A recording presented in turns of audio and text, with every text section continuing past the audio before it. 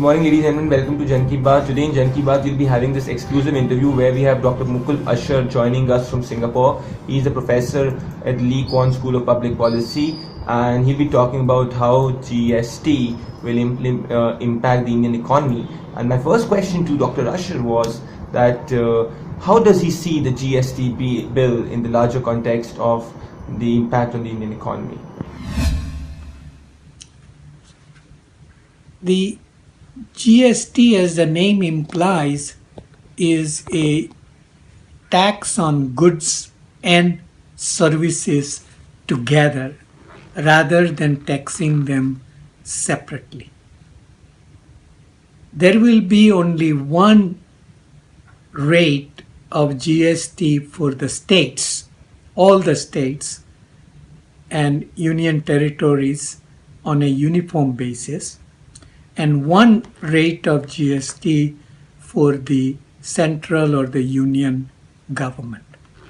Now, this will simplify the compliance by the taxpayers, as they don't have to monitor and comply with 29 different states and their sales taxes which they levy currently. There is a information technology foundation under GST network, and that GST network will monitor all transactions, and that will allow India to compile a very rich and robust database on economic transactions, which will help in economic policy making.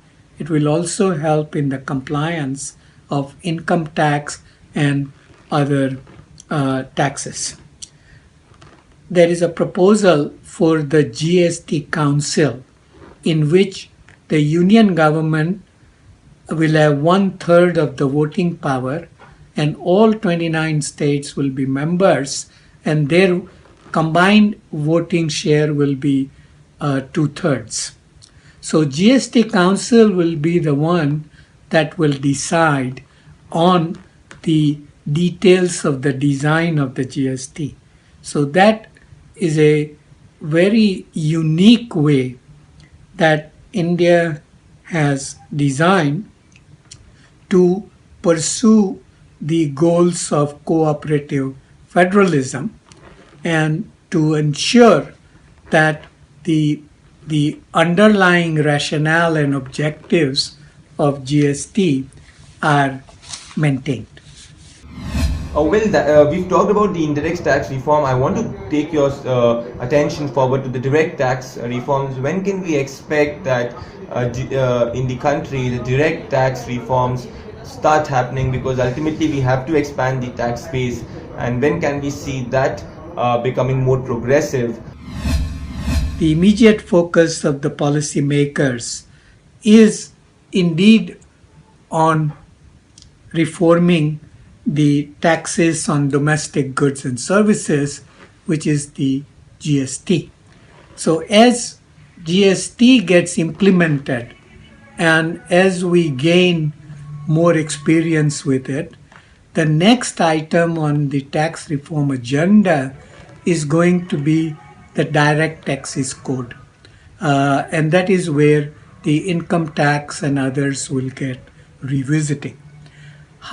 However, the Prime Minister has already indicated that there are going to be efforts made in order to increase the tax base, the number of taxpayers that are paying the individual income tax, and proportion of income which they are reporting. So we need to increase both of these to expand the income tax base for individuals and for the corporations and for partnerships and other entities. So yes, the the formal changes in direct taxes code are the next item or next area of tax reform that we will see perhaps in a year or two's time. But in the meantime, to improve the current the income tax system will continue. Professor, what do you think about the revenue neutral rate?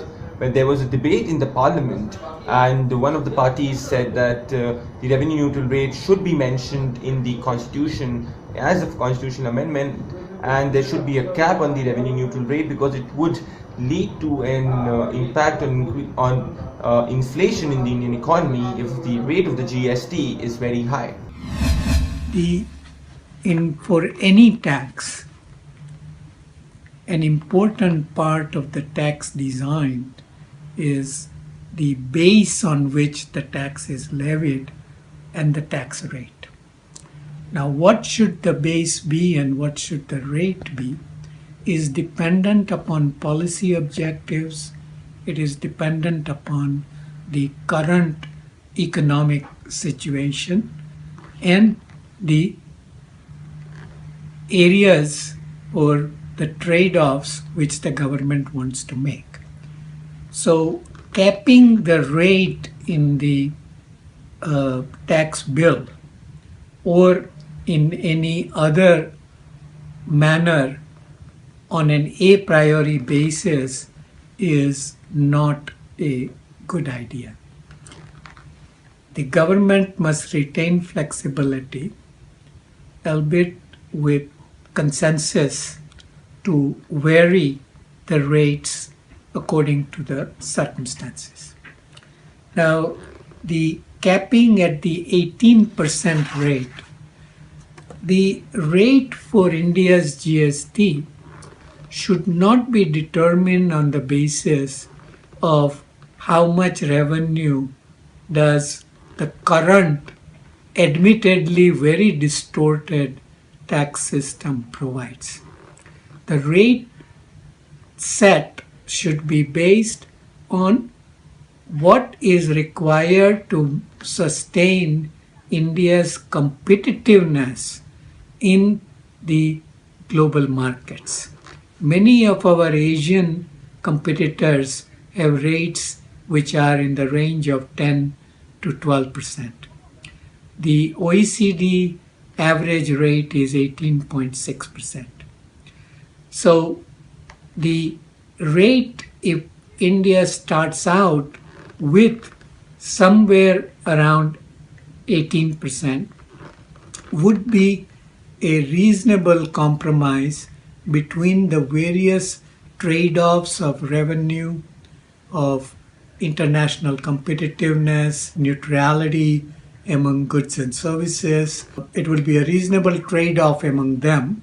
So I look forward to having the rate set somewhere in the neighborhood of 18%, hopefully less than that, but not more than that.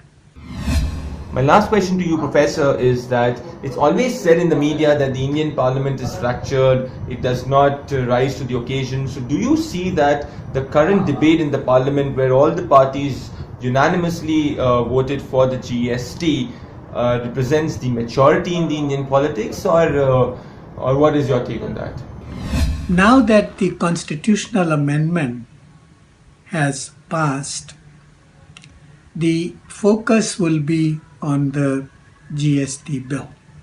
Various amendments in the Rajya Sabha to pass the constitutional bill have, to an extent, improved the GST bill, particularly the dropping of the 1% tax that the states which felt that is origin of production states, they may have flexibility or they would need flexibility to levy. Dropping of that is going to be particularly helpful. We also need to ensure that the tax on interstate movements of goods and services is also eliminated as soon as possible. And hopefully GST bill will help address that.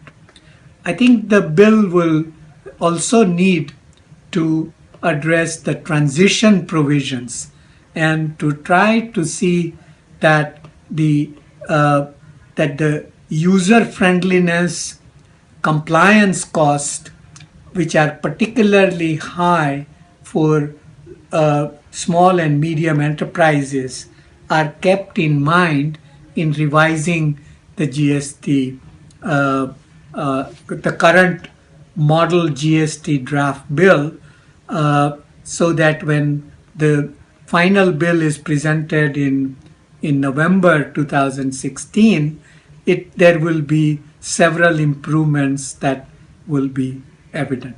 So we should now focus on high quality, constructive debate on how to bring about a GST bill in November 2016 that is going to be consistent with the spirit and the objective of the GST bill, which is to unify the internal market, drastically reduce the logistics and supply chain cost, and to reduce the compliance cost so that the India's overall economic competitiveness improves significantly.